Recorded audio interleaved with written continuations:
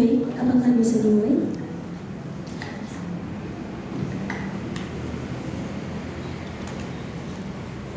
Assalamualaikum warahmatullahi wabarakatuh.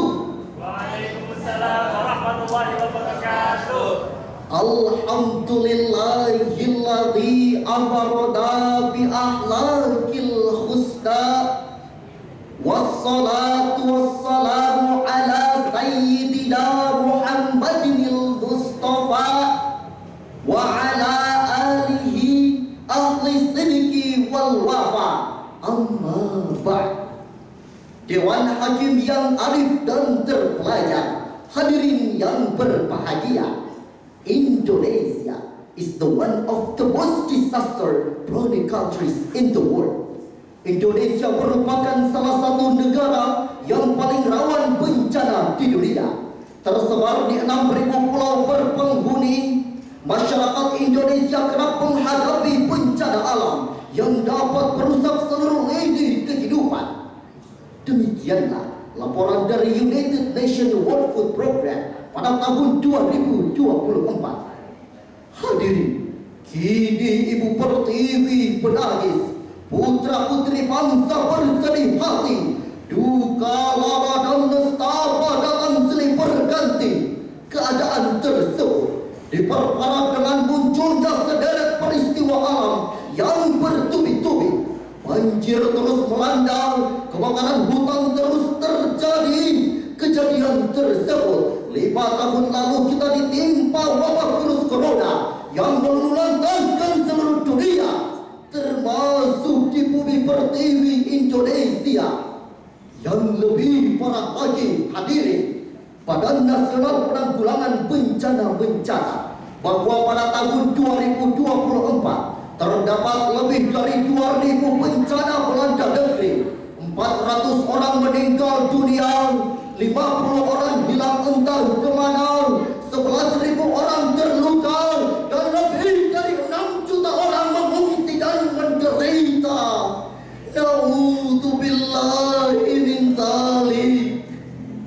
Inilah hadirin potret pura bencana alam yang harus dihadapi peradaban manusia dewasa ini. Lantas, bagaimanakah upaya pencegahan ini?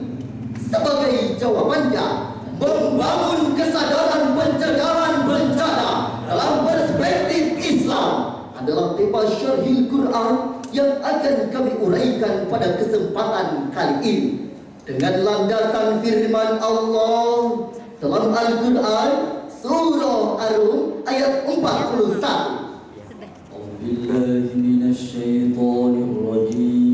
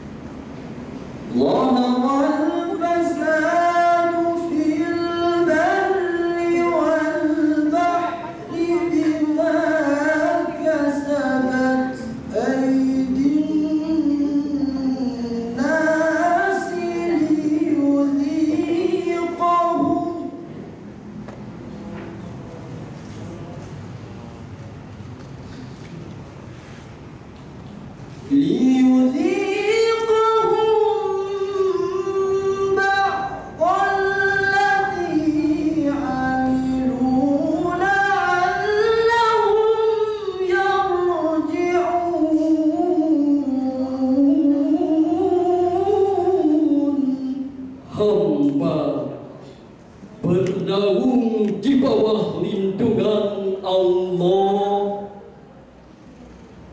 dari godaan setan yang terkutuk dengan menyebut nama Allah yang Maha Pengasih, Maha Penyayang. Telah tampak kerusakan di darat dan di lautan yang disebabkan tangan-tangan manusia. Dengan hal itu, Allah membuat mereka merasakan sebagian dari akibat perbuatan mereka, agar mereka kembali ke jalan yang benar. Dewan Hakim yang arif dan terpelajar, hadirin yang berbahagia. Dalam ilmu balaghah, ayat tersebut termasuk dalam kalam al-khabar, yaitu informasi ilahi kepada manusia tentang kerusakan bumi. Sebagaimana tersirat dalam kalimat Zoharul Fasad, makna dari al-fasad adalah keluarnya sesuatu dari keseimbangannya, baik sedikit maupun banyak, sebagai kebalikan dari kata as-salah yang berarti bermanfaat atau berguna. Demikianlah penafsiran dari Abul Qasim bin Mufaddal dalam Mu'jam Mufradat Al-Fazul Quran halaman 636. Syekh Muhammad Ali As-Sabuni dalam Safatul Tafasir sebagaimana mengutip pendapat dari Imam Al-Baydawi, beliau mengatakan, الجذب وكثرة الحراك والغرض ومحق البركات وكثرة المضار بسوء معاصي الناس. bahwa kerusakan tersebut dapat berupa kelaparan, Timbulnya kebakaran, munculnya banjir bandang, hilangnya keberkahan, dan mencaburnya berbagai kemudaratan yang disebabkan kemaksiatan manusia. Profesor Dr. Muhammad Quraish Shihab dalam tafsir Al-Misbah jilid 4 halaman 236 menjelaskan bahwa kerusakan tersebut fil barri wal bahri terjadi di daratan dan di lautan. Kerusakan di daratan dapat berupa banjir, longsor dan polusi yang diakibatkan oleh rendahnya sumber daya udara, yakni oksigen dan juga ozon. Hal tersebut diakibatkan oleh pencemaran lingkungan dan juga pembakaran hutan. Sementara kerusakan di lautan dapat berupa rusaknya ekosistem yang diakibatkan oleh rendahnya mutu lingkungan. Lantas timbul pertanyaan, mengapa kerusakan tersebut terjadi, hadirin?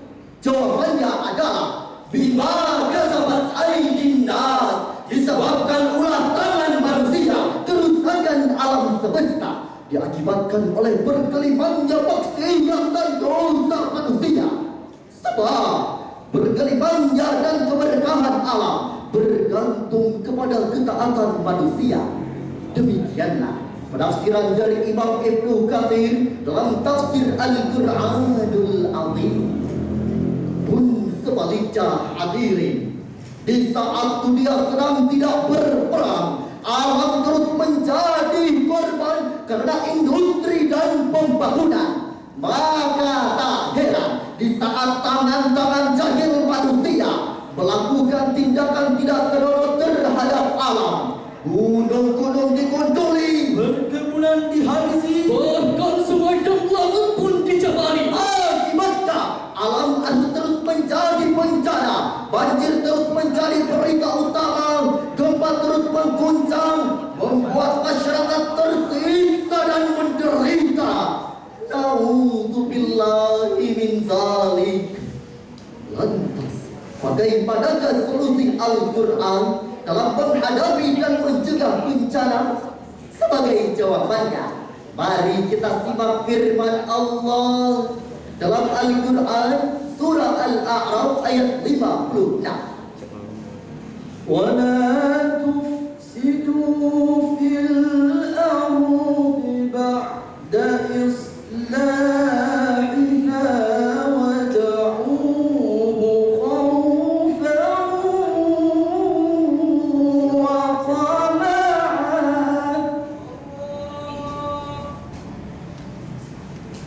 إن رحمة الله قريب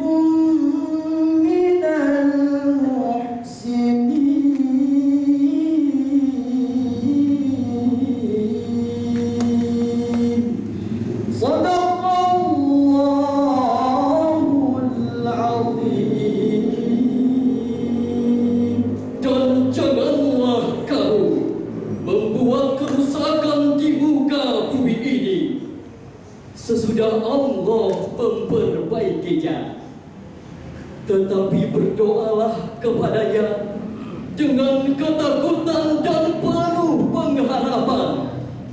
Sesungguhnya rahmat Allah amatlah dekat dengan orang-orang yang berbuat kebaikan.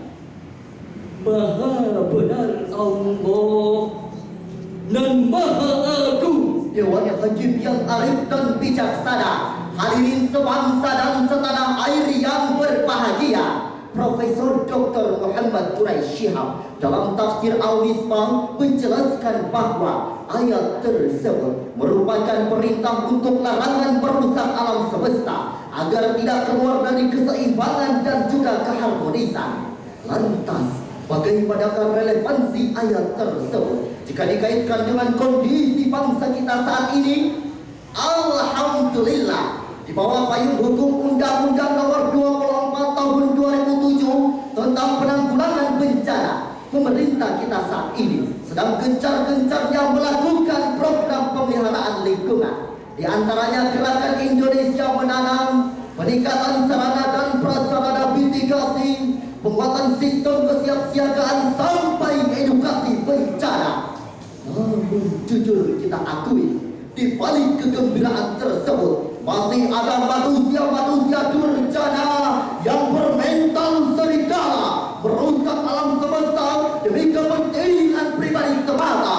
Tak peduli walau bencana akan tiba, tak peduli walau rakyat menderita. Na'udzubillahi min zalik.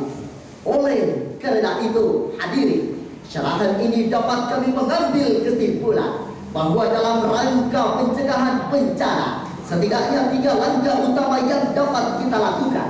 Yang pertama, untuk seluruh rakyat Indonesia hendaknya menumbuhkan kesadaran dalam pemeliharaan dan pemakmuran alam semesta. Yang kedua, untuk para pengelola industri diharapkan untuk senantiasa berhati-hati, lebih teliti dan lebih peduli terhadap lingkungan sekitar. Dan yang terakhir, untuk para penegak hukum untuk bertindak tegas, bahkan tumpas para perusak alam sampai ke akar-akarnya.